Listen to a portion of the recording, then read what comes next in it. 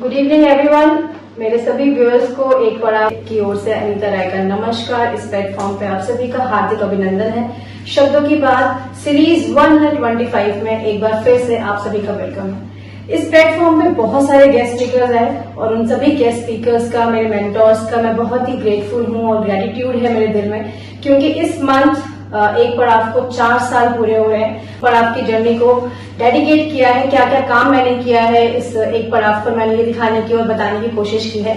इसी तरह से आज का ये जो सेशन है आप सभी के साथ जो मैं शेयर करूंगी बहुत इंपॉर्टेंट है, बहुत ही खास और प्रीशियस है मेरे लिए, क्योंकि आज मेरे साथ है फ्रांस से हमारी गुरु माँ, सभी लोग इन्हें गुरु माँ के नाम से जानते हैं, सिमोना मैम आज मेरे साथ है इस प्लेटफॉर्म पे। Hello ma'am, good evening. Good evening, कैसे हैं आप? बढ़िया बढ़िया।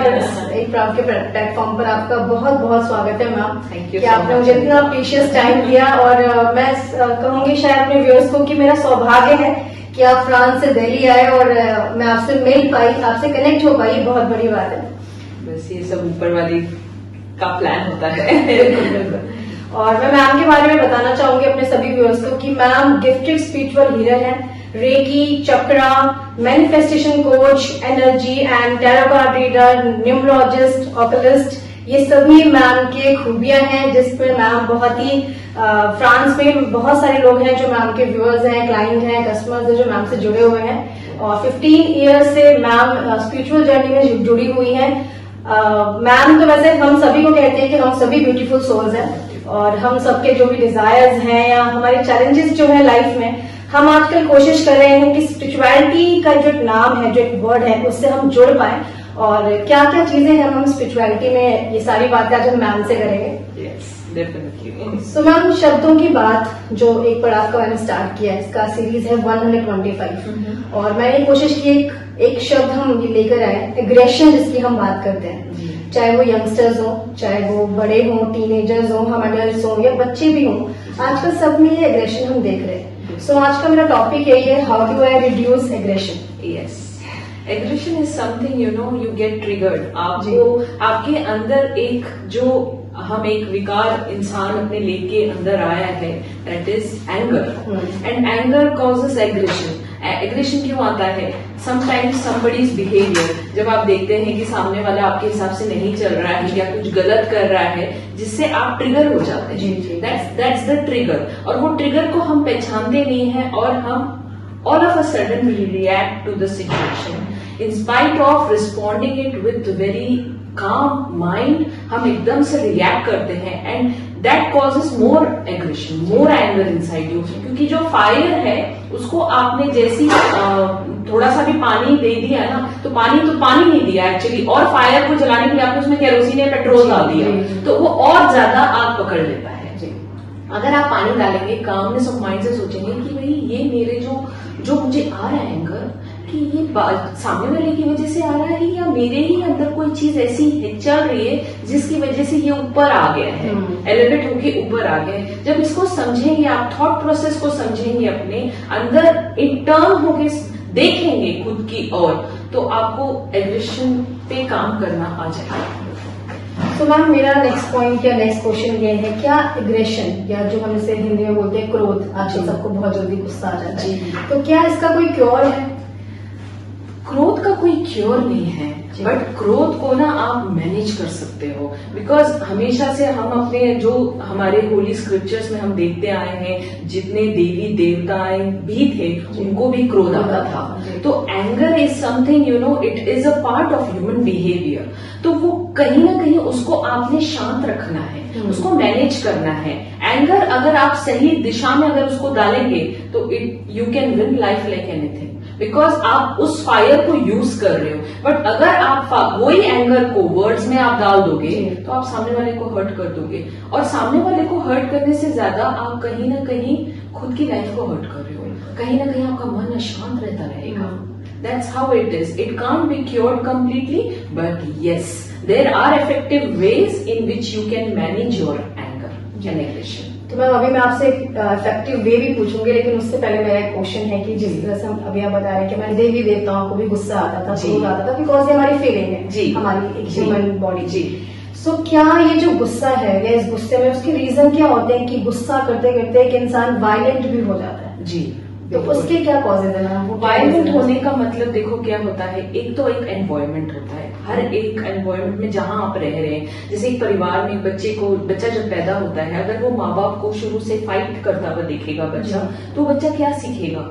Observing a child. आप उसको सिखा नहीं सकते। कहते हैं पेरेंटिंग, बेस्ट पेरेंटिंग वो होती है कि चाइल्ड जो ऑब्जर्व करेगा ना वो बनेगा।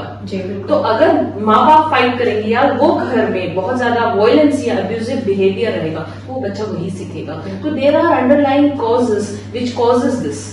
तो इसीलिए वो क्रोध पीछे से आ रहा है, जेनेटिक्स से आ रहा है। वो जेनेटिक्स पे, डीएनए पे काम करना है अपने, एंड इट्स नॉट इजी।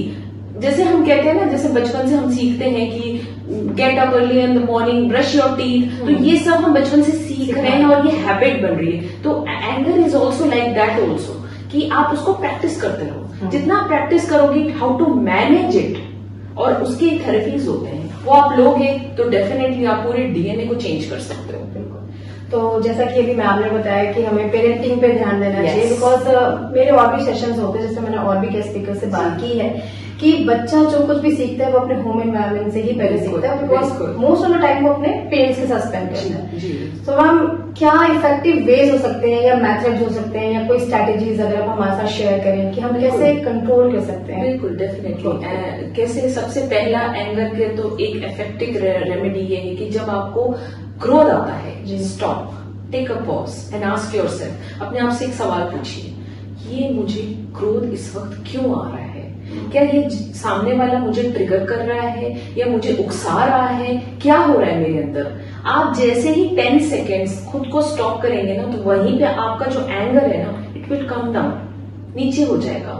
70% तक नीचे उतर जाता है एंगर। जो 30% रह जाता है, that can be practice through meditation. आप एक कामनेस माइंड कब होता है? जब आप प्रेयर करते हैं। आप प्रेयर्स में बैठिए, मंदिर जाइए, जहां पे भी जो एक एनवायरनमेंट जहां आपको वाइब्रेशन रिसीव हो रहे हैं, वहां आप जाके बैठेंगे तो भी आपका माइंड काम हो जाएगा।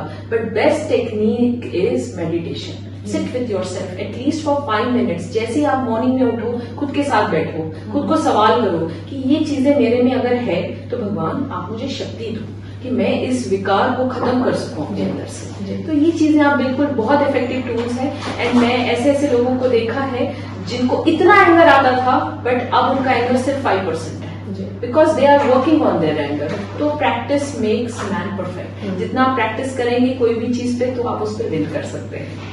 मैम मेरा एक लेमन क्वेश्चन है यहाँ पे कि अधिकतर लोग बोलते हैं, शायद मेरे मन में भी कभी आ सकता है, कि जब गुस्सा आता है या कोई चीज बुरी लगती है तो वहां पे कैसे खुद को स्टॉप करना है? मतलब वो जो एक स्टेट ऑफ माइंड है कि वो स्टॉप बोलना है, वो आता ही नहीं है। तो इसके लिए क्या कर सकते हैं? मतलब आई मीन बहुत सारे लोग। बिल्कुल, ये आपका बहुत अच्छा सवाल है, क्योंकि जब गुस्सा आता है, जब मैं भी स्पिरिचुअलिटी में नहीं थी तो मुझे भी गुस्सा आता था। तो what I used to do, I used to react immediately, कि मैं बिल्कुल सामने देखती नहीं थी कि कौन खड़ा है, मैं एकदम से बोल जाती थी। तो सबसे फर्स्ट जो मैं गुस्सा उतारती थी, that was my mother. I was very close to my mother. तो मम्मी कैसी होती, बेस्ट फ्रेंड की जैसी होती, तो कुछ भी बोल दो तो मम्मी के ऊपर। But when I realise this कि भाई ये मैं जो रिएक्शन देती हूँ वो तो मान ली उन्होंने तो मुझे माफ कर दिया, लेकिन जीवन में आपको हर कोई माफ नहीं करता है, बिकॉज आपके जो वर्ड्स होते हैं ना, इट्स लाइक अ स्पेल। एक बार मुंह से निकल गए ना, वो वापस नहीं आते हैं। तो सामने वाले को तो आप हर्ट कर जाते हो, शायद कोई आपको माफ भी कर दे, लेकिन बहुत सारे लोग जब माफ नहीं करते हैं ना, तो आप एक वो कार्मिक पैटर्न में आगे घूमते रहते हो। तो इसके लिए जो सबसे अच्छी चीज है कि जब आपको एंगर आता है ना, आप स्टॉप नहीं कर सकते हो, बट आप उंगलियों पे ना गिनना शुरू कर दो, 1 2 3 4 5 6 7 8 9 10। तो वो थोड़ा सा ना आपके अंदर के फायर को थोड़ा सा कम किया। नहीं तो एक गिलास पानी पी लीजिए, डिस्ट्रैक्ट करो, क्योंकि बहुत सारे लोग they are unable to manage the anger, क्योंकि एक हैबिट बन गया over a period of time और एकदम से नहीं होता है। There are techniques to stop yourself. जैसे मैंने कहा, चैंटिंग भी आप कर सकते हो, जैसे ओम की चैंटिंग करिए एकदम से इमीडिएट। जब आपको अंदर ही अंदर मन में ओम या ऐसा आप चैंट कर सकते हो, तो immediately it will come down. Universal sound के साथ हमें अटैच होना है। तो भगवान ऑटोमेटिकली आपको शांत कर देंगे। बिल्कुल, और मैं आपकी बातों से पूरा कनेक्ट कर पा रही हूँ। तो मैम, जैसे कि मैंने आपके इंट्रोडक्शन में बताया कि स्पिरिचुअल जर्नी में आप लास्ट 15 ईयर से हैं, और अभी भी आप बोले कि स्पिरिचुअलिटी में जब हम जुड़ते हैं, या आपने भी जब वहाँ पे आपको भी यूनिवर्स के साथ कनेक्शन हुआ कि मुझे इस फील्ड में आना है, तो किस तरह से ये स्पिरिचुअलिटी हमारे एंगर के साथ हम इसको कैसे कोप अप कर सकते हैं? मतलब स्पिरिचुअलिटी से हमें क्या बेनिफिट्स हैं, या वो हमें कैसे एंगर मैनेजमेंट में हेल्प करता है? बिल्कुल, सबसे पहले तो मैं एक चीज बोलना चाहूंगी आपके सभी व्यूवर्स को कि spirituality is not something different from us, it is within us. हम बॉर्न ही हुए हैं क्योंकि हमारा जो स्पिरिट है वो हमारे से कनेक्टेड था till we went to the age of 3 years। 3 years के बाद हम डिस्कनेक्ट हो गए अपने स्पिरिट के साथ, अपने सोल के साथ, बिकॉज हमने अपना कॉन्शियसनेस बाहर सोसाइटी को दे दिया, जैसे पेरेंट्स हो गए, बाहर का सर्कल हो गया, तो हम देखने लगे। 3 years के बाद जो बच्चा है ना, वो ऑब्जर्विंग चालू कर देता है, जो एनवायरमेंट में ऑब्जर्व होता है तो वहां से लेना शुरू कर देता है, और जैसे ही वो लेना शुरू कर देते हैं आपका कॉन्शियस बिहेवियर शट डाउन हो जाता है और अनकॉन्शियस बिहेवियर अप हो जाता है, तो आपका स्पिरिट सो जाता है। तो spirituality is something connecting to your own spirit. आप 5 मिनट भी बैठोगे daily, I guarantee you within 21 days you will be able to connect to your own soul. आपकी सोल आपसे बात करेगी। ये ऐसी टेक्निक है, जब तक आप खुद करोगे नहीं तो एक्सपीरियंस नहीं होगा। इतने लोग आज की डेट में आप देखो कि मैं समझती हूँ इतना स्पिरिचुअलिटी के ऊपर आजकल हम सुनते हैं, why? Because we are radiating into the age of Kalyug. Kalyug में जो वाइब्रेशन है वो बहुत ज्यादा एग्रेशन वाले हैं, इसीलिए भी लोगों को बहुत ज्यादा एंगर आ रहा है। तो लोग थोड़ा सा भी जो प्रैक्टिस है 5 मिनट्स से स्टार्ट करिए, आपको इतना अच्छा लगेगा। जब खुद के साथ कनेक्ट हो जाएंगे तो सब चीजों से automatically you will get disconnected. किसी की कोई चीज बुरी नहीं लगेगी।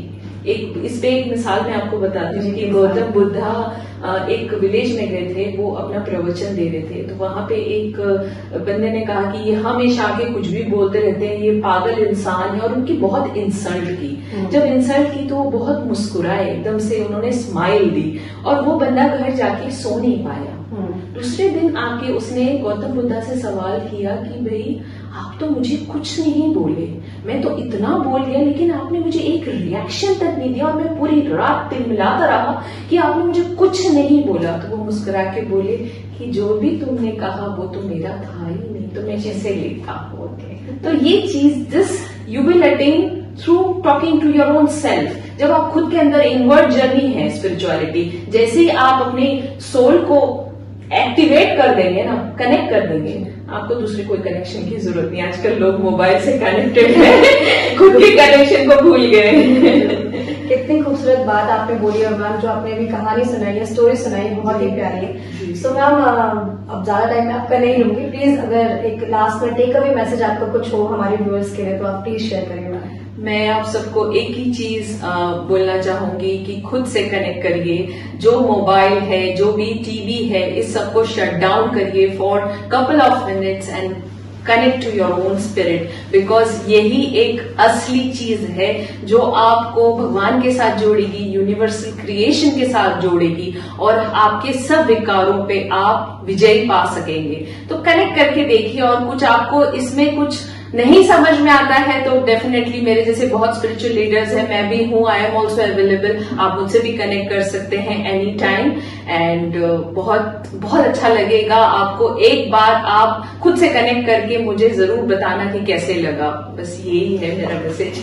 बहुत ही सुंदर और प्यारा मैसेज है ma'am, and thank you so much once again कि आपने एक बार आपको इतना टाइम दिया, और जो भी मैम की गाइडेंस है, और जो मैम ने बार बार बोला कि खुद से कनेक्ट होइए, स्पिरिचुअलिटी की तरफ हम खुद भी जाएंगे। और पेरेंटिंग का एक ही बहुत ही इंपॉर्टेंट मैसेज है कि जैसा हम करेंगे वैसा ही हमारे बच्चे हमें ऑब्जर्व करते हैं, तो शायद हमें उसको आगे लेके जाना चाहिए। सो मैम को एक बार फिर से मैं थैंक यू बोलूंगी। Thank you so much ma'am. Thank you so much everyone for watching us, listening अस। खुश रहिए, हंसते रहिए, स्माइल प्लीज।